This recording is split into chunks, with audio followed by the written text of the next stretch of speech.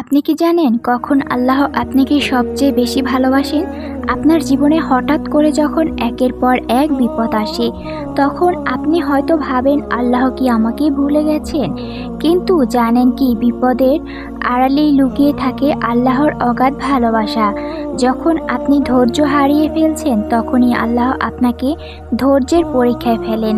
এই বিপদের মাধ্যমে তিনি আপনাকে শক্তিশালী করে গড়ে তোলেন। আল্লাহ বলেন, যখন এমন হয় যে প্রিয় মানুষও দূরে সরে যায় তখন আপনি একাকী হয়ে পড়েন। আসলে এটা একটা বিশেষ ইশারা। আল্লাহ আপনাকে নিজের কাছেই ডেকে নিচ্ছেন। তিনি চান আপনি কেবল তার উপরে ভরসা করুন।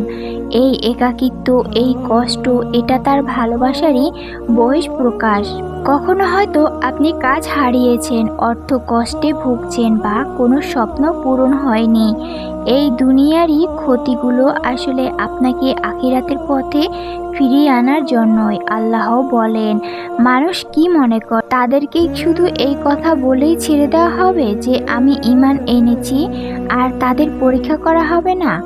আপনার ঈমান কতটা মজবুত সেটা মহান আল্লাহ নিজেই যাচাই করে নেবেন। বিপদ আসলে আল্লাহর পক্ষ থেকে এক মহা নিয়ামত। আপনার কষ্টের মাঝে লুকিয়ে আছে আপনার ক্ষমা, আপনার সফলতা এবং সবচেয়ে বড় কথা আল্লাহর কৃপা।